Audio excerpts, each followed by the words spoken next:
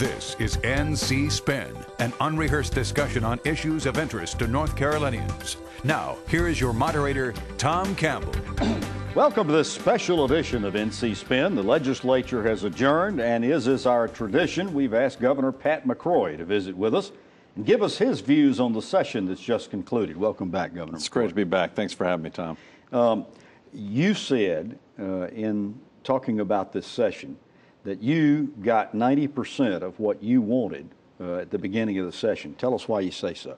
Well, we did get a lot what we wanted, and a lot that people said we wouldn't get. Historical tax credits, which everyone said you will not get that, especially through the Senate. We got historical tax credit. We signed the bill in Burlington just last week. We got a job development grant program reinstated, and at least for 4 years. And there were people who said you'll never get job development grants through the legislature. We got a major bond campaign.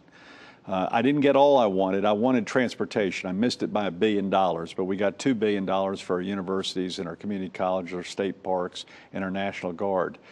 We got some education proposals that we wanted, including teacher assistants. We kept teachers' assistants, and there were those who were going to eliminate teachers' assistants, but I threatened behind the scenes and in front of the scenes that I'd veto any bill that didn't have teachers' assistants. So those are 3 or 4 off the top of my head that we got what we wanted. And we got about 90% of the budget that we requested, too. Yeah, the budget increase was pretty much what you had proposed. I want to get into some specifics of that, but before we do, the big buzz in this state this week has been over the naming of a UNC president. And all of the shenanigans that have gone in and out and the rumors and all that's been talking about with board members and so forth like that. I don't want you to comment about who actually got named, but you said you were opposed to the process that the legislature passed at the last moment in the closing hours of the session. That's right. That tried to insert itself in the selection process.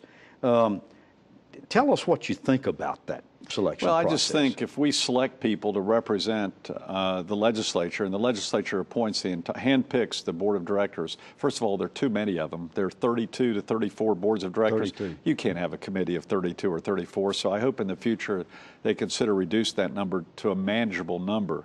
And second, I just don't think if they're their handpicked appointments, they ought to trust them to determine their own process. Well, they obviously didn't. They obviously didn't. And I think that's a reflection upon them that they don't trust their people that they selected. But I think in the long run, there were some concerns expressed by the legislature, but you've got to trust the process, and I anticipate a very good candidate being selected. Moving on, the big news next year obviously is going to be the elections. We've got the presidential primaries, the U.S. Senate, gubernatorial, Council of State, congressional, legislative primaries, all coming together on March 15th. It's going to be a circus. What do you think about having them all on one day? I have mixed feelings about that. I especially have mixed feelings for the local officials, for the people running for county commission and school board. I wish in one respect we would have kept it toward May, but for cost saving, it makes logical sense to move it to March. But I'm a little concerned about the local elected officials and having to compete for any airtime or advertising. There's not going to be any airtime. There won't. It's all going to be gone. There won't be. It'll be gone. But my major focus is going to be getting the bonds passed in March. At the same time, that's where I'm going to be spending my time and effort to help communicate the purpose of the bonds. And I want to talk about that in a second. But the legislature also inserted into this bill, without anybody really talking about it or knowing about it, a proposal that allows the House and Senate leadership to establish independent fundraising committees, in essence, just circumventing the political parties. What do you think about that? Well, about 1 or 2 o'clock in the morning, I made some calls the day before and also the day after, in which, if they were going to do that, I inserted parts of the bill, or I would have vetoed it, which would require the same ethic requirements. For example, during that time period, I did not want anyone to be able to have lobbyists raise money during legislative session. And I added that you can't raise money during the legislative session from PACs, and you can't have lobbyists raise money for you. The same rules that apply to campaigns. And there was a gaping hole with that process. I hope they end up not doing it. But I think there are party issues with both the Democratic State Party and the Republican Party, and I think people are trying to go around that process. Well, they obviously are. But again, as long as there are ethical guidelines that comply with what the regular campaign guidelines is, I don't have as much problem with it, and that's why I demanded that that be added. Let's get back to your infrastructure campaign, bond campaign. Candidate Pat McCrory stumped all over the state of North Carolina talking about the terrible shape of state buildings, talking about the fact that we had not kept up with public infrastructure in North Carolina. This was one of your singular campaign issues, and after you took office, I remember you standing in the Albemarle building talking about what crummy condition it was in. And we're gutting that building right now, starting all over. All right, so you got you wanted $1 billion for roads. Yeah. You got $2 billion for infrastructure.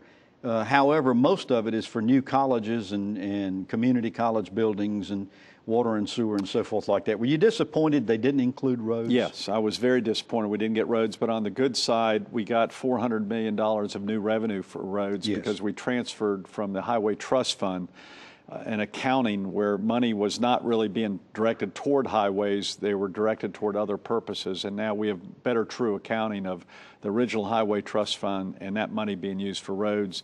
And we also found some new money for roads and some fees, which is going to bring $400 million. $400 million, but we're going to need more. Sooner or later, we're going to need a bond campaign, and I'll propose a bond campaign in the future. But the good news about the money going toward the universities and the community college, it's very strategic. And it's strategic toward where we have a skills gap in our country and in our state.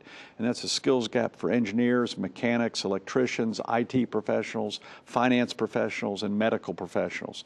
So almost, I'd say about 80 to 90% of the bond money, especially for our universities, it's not going to go to student centers.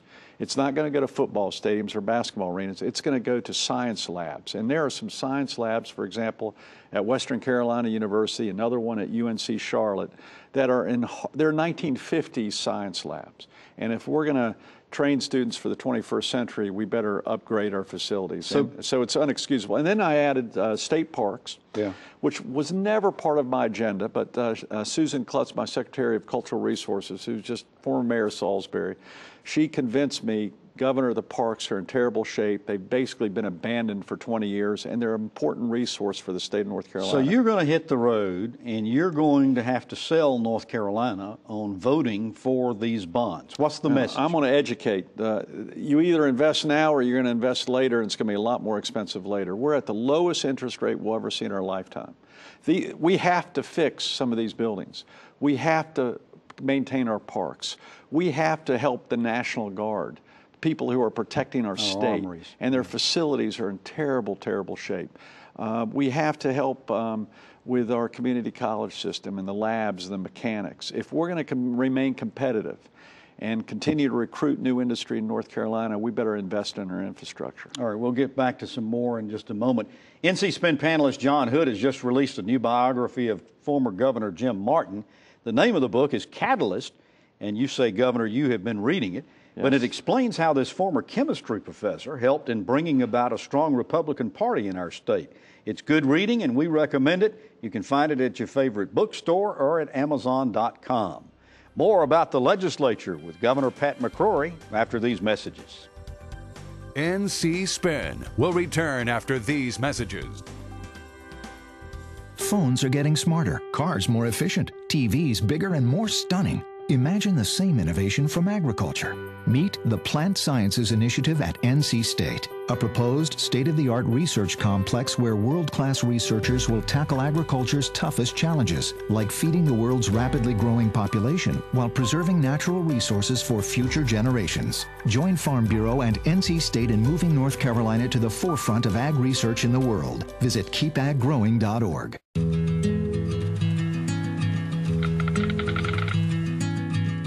The cost of everything has gone up dramatically over the last 75 years.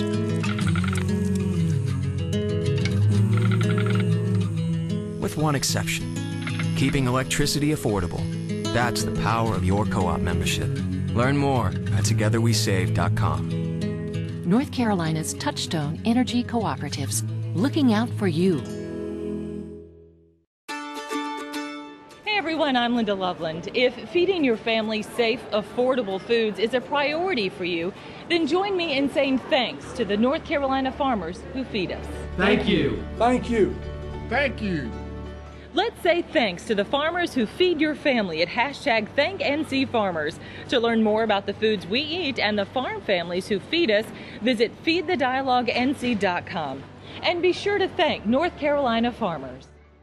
Ron Elmer says he'll cut Wall Street fees by $50 million his first year in office, or he'll work for free until he does. Vote Ron Elmer for state treasurer. Paid for by Citizens for Elmer. We now return to NC Spin. We return to our conversation with Governor Pat McCrory, and we're talking about the recently concluded legislative session. Governor, another one of your big platform issue items was Medicaid reform. Absolutely. Took them a while. There was a lot of discussion about it, back and forth. Well, everything took too long this year, but Medicaid reform was the most complex issue. And I've got to give some credit to the legislature. We had a strong disagreement between the House and the Senate on Medicaid reform, and then we had our own opinions within DHHS. And the House of Medicine sounded off. And the different groups in the health and human services community are extremely divided. We have the hospitals, we have the doctors, they're divided. We have the insurance companies.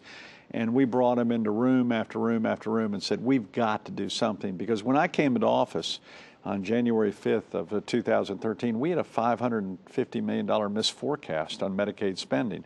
That's the main reason why we couldn't give teacher pay raises initially and why we weren't putting in sufficient money in education, is because this just load of money being spent on Medicaid that was not allocated, and it was bankrupting our state. So we've got to control costs, and we've got to improve the quality of service, and I think we reached a very good compromise. Are you happy with the bill? Yeah. Now, the next 3 years are going to be tough because it's going to be a transition, and I've got Rick Brazier, who's my new Health and Human Services Secretary. He's a perfect person for the implementation of this bill. Aldona Voss was a perfect person for helping develop the bill, and now Rick Brazier, you know, this guy's got his MBA from Stanford University, a chemical engineer. He worked for McKinsey and Company. He's working for almost nothing compared to what the job he has. He supervises now 16,000 employees in a $20 billion budget, and he's willing to take this on. So the next 3 years are going to be crucial in the rollout of Medicaid reform. Speaking of reform, we had another round of tax reform in North Carolina, Yeah. and I'm not sure the public really understands this, but we're making a fundamental shift in the way North Carolina is receiving revenue. We are shifting away from personal and corporate income taxes over toward sales taxes. Or more consumption taxes. Okay. More consumption. Many people are saying that this ends up benefiting the wealthy and the corporations to the detriment of the middle class and the poor. How do you respond to that? Well, I disagree. Although I agreed with about 80% of the tax reform, I strongly disagreed with 20% of it. The 80%, where we are giving further income tax break, we are giving a further corporate tax break. We're also doing a single source sales tax, which will help manufacturing. Manufacturing is at the heart of our state, and we are at a disadvantage with even our neighboring states to recruit manufacturing. So that'll be very, very good. I strongly disagreed, however, on the tax on labor for auto mechanics, and I think that was a terrible idea. And the idea of taking these new taxes, the revenue from these new taxes, and distributing them, redistributing them more to local and rural county governments. You were opposed to that idea. It's not. I'm not opposed to the idea of redistributing money to areas that need it, but there was no formula in which that was redistributed. And it's better than the original bill that they had, which was going to steal money from one area to another. But this was the one part of the legislative docket that I strongly disagreed with. But as governor, I need to make some compromises. I wasn't going to shut down government as a result of 20% of the tax plan that I disagreed with. And that was a very difficult decision for me, but I had to look at the broader picture of what's good for North Carolina. You mentioned earlier, this legislature set aside monies for the rainy day fund, for repair and renovations. And that's something that needs to be stated. Our rainy day fund was in terrible shape. I mean, it was inadequate in case we have a major disaster or unless the economy turns. And now we're going to have about 6% of money in the rainy day fund, which is more than we've ever had in state government, to my knowledge. And that's very, very good news. So that's something where I agreed with, especially on the Senate side, where we needed to first rebuild the rainy day fund. Very similar to what we're doing with the unemployment fund. You know, we paid off $2.6 billion of debt to the federal government. But before we decrease the unemployment taxes, which we need to do, we need to rebuild that fund up to $1 billion. We hope to have that within the next 6 months. Another area was increasing starting teacher pay, which you were very much in favor of.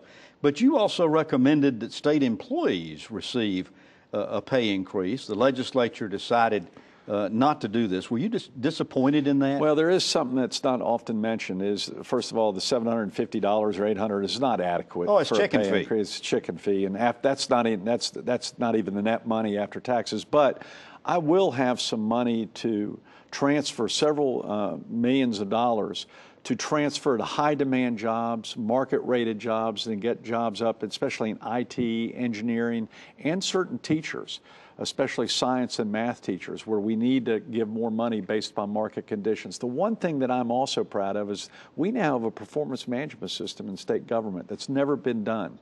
We're actually evaluating state employees, and in the future, I hope pay is determined by performance, not based upon how many years you have to work. Kind of like it is in industry. Very similar to what it is in the private sector. Talking about this education issue, I know that we expanded the voucher program after the Supreme Court said it was constitutional. Yeah, and that's especially for kids who can't get the specific lower income kids and people with disabilities in which the public school cannot serve their needs. But Governor, the evidence is pretty strong. Some 25% of the kids at the end of the third grade can't read at third grade level.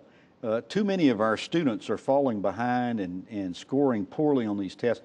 What gives you hope for the future of public education? Well, first of all, we do need to have some standards, and we need to start measuring our results, but we got to do the measurement right. We've over-tested teachers at this point in time, so if we're going to do testing, let's combine the tests. Let's don't have duplicative tests from the national level, the local level, the state level. Let's combine the test and give the test where we have a chance to react to how the students do on the test. If you just do end-of-the-year testing, you lose the student. Yeah, the teachers tell me by the time they get the results, it's the end of the year, they can't do anything about it. It doesn't do you any good. Yeah. So we need to change that whole concept. The reason you give tests is so you can improve upon the weaknesses.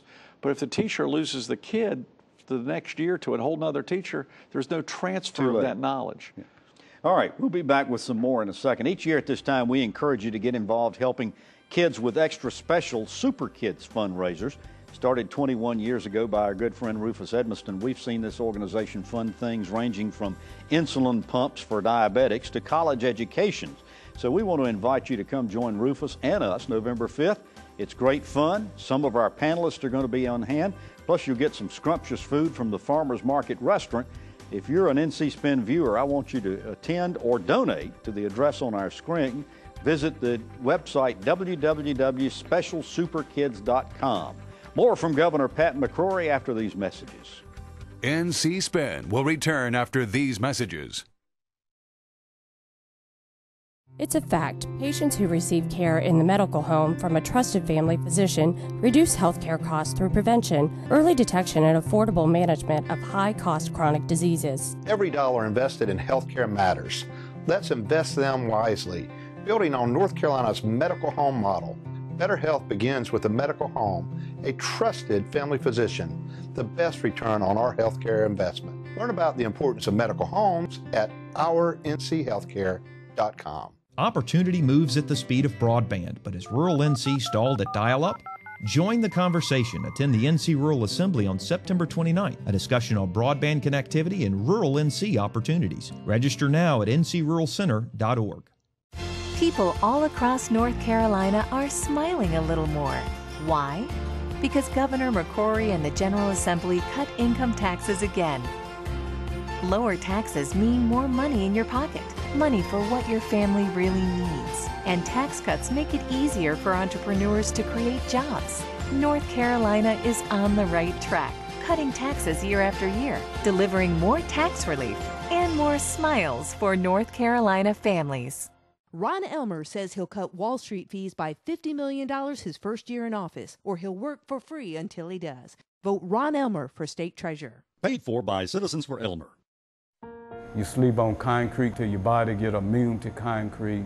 My mom got my brother and I up and said, "Come on, we're leaving." I became homeless in the beginning of this year.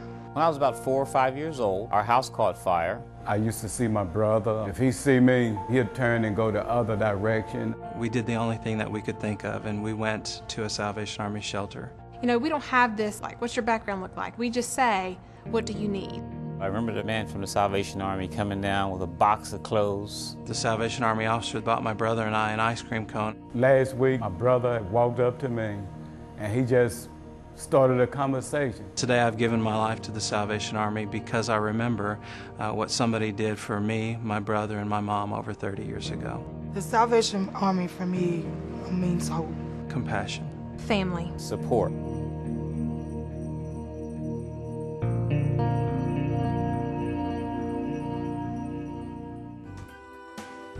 We now return to NC Spin. Welcome back to our conversation with Governor Pat McCrory. We're talking about the recently concluded legislative session. Pat, the legislature inserted themselves into local government affairs perhaps more than at any time I can remember in the 50 years I've been covering public policy. As former mayor of Charlotte, what's your reaction to all this interference? I strongly disagreed with it, and these are my fellow Republicans, and I got to disagree with some of my fellow Republicans. And I think what happens often here in the state government is that people move from their county commission job or city council job or other local boards, school boards, and they don't want to leave the job they had to the job they need to fill now. And they're separate responsibilities. They have separate lanes of responsibility. And I think there is a little hypocrisy where we as Republicans don't like it when Republicans have always said we want the government to be down at the lowest level possible. And I complain when President Obama tries to interfere with North Carolina business, including the Clean Water Bill, where he wants to take over the North Carolina waters. And I'm going, these are North Carolina waters. Well, Greensboro is saying the same thing to the state legislature. Yeah. Let Greensboro decide what kind of city government we should have and whether the mayor should have a vote or not. And that's not our decision, and we shouldn't be involved in it. And, you know, I will step on the toes of both my Republicans and Democrats if I agree or disagree with them, and I'll continue to do that. When you first took office, you said at the beginning of this year that you wanted the legislature to pass a job development economic incentives grant extension. Within weeks. Within 6 weeks, I think you said. I said within weeks, not months. It was late September before it got done. You mentioned it earlier. Are you satisfied with the JDIG program they came up with? I'm very pleased, and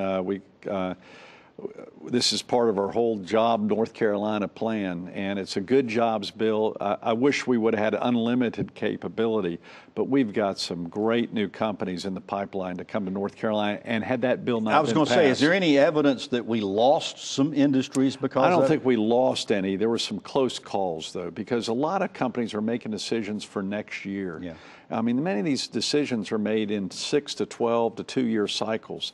And by not having a clear strategic plan for the next 3 years, it was no doubt working as a disadvantage as me when I'd go to many states throughout the nation, which I don't advertise, and go, come to North Carolina, but we don't have a plan. So I'd have to talk around that. But now we have a plan, and I'd like to thank the Senate Recently, and House WRAL did a news story that said that few of the jobs that were promised to by these companies when they got these economic incentives were actually developed, actually came to materialize.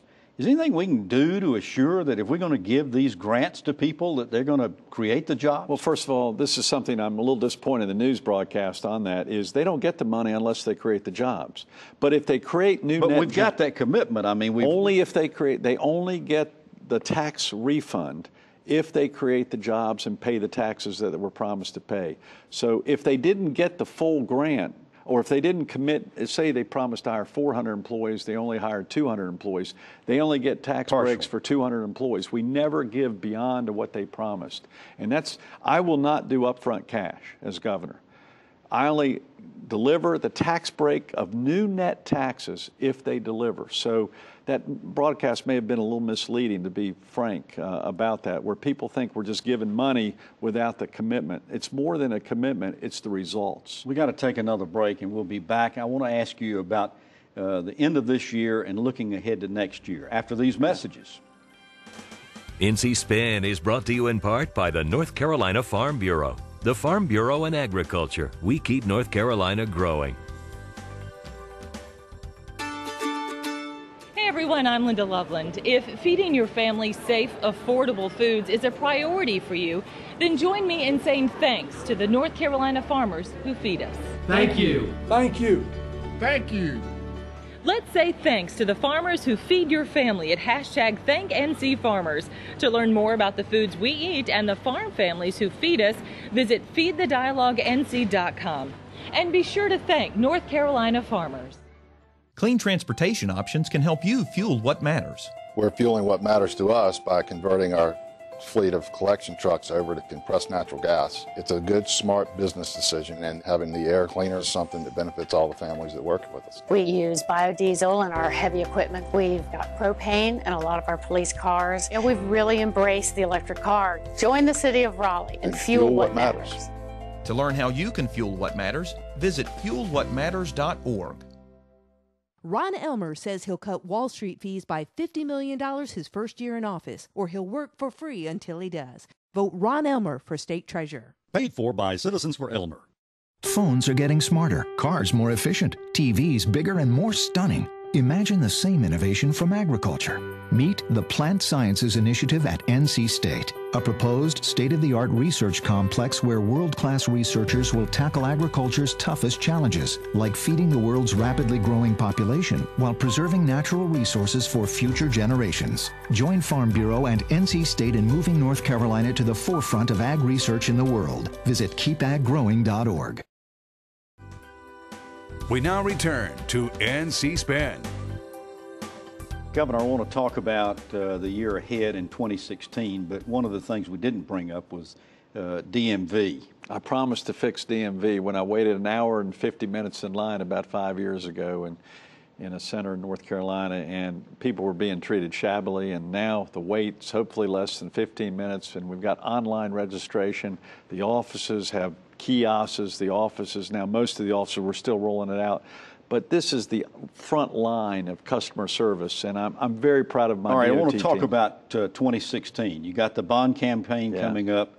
I'm sure you're going to be out traveling the state selling that. What's your other agenda items? I think the major agenda items I'm going to have for next year is continued work on mental health. It's one of those issues that is just swept under the rug, and it's a hidden disease in North Carolina that's impacting families and costing millions upon millions of dollars. We need to come up with a viable solution for that in addiction. Transportation. I'm going to keep fighting for new transportation monies and possible future bonds. And then I hope to make it a short legislative session next year. Well, I think everybody in the state of North Carolina would hope the same. By the way, I hope in that short legislation session they pass a rule where the legislation has to end at a specific period of time. Session limits. All right, absolutely. I got 20 seconds left. There are court cases coming up, including your challenge on separation of powers. When are we going to hear from that, and what are you expecting? I don't know. I have no idea, but I'm proud that we fought the battle along with Jim Martin and Jim Hunt, and it was a bipartisan battle, and I look forward to seeing what the Supreme Court has to say. Thank you again, Governor, for visiting with us. It's always a pleasure, and it always ends too soon. We appreciate your willingness to come and be with us. Next week, we're going to return to our regular format with balanced debate for the Old North State. To stay informed all during the week, give your feedback, and read my weekly column, visit our website, ncspin.com, or NCSpin on Facebook. Until then, stay informed and watch out for the spin. Join us next week and get the spin on issues facing our state.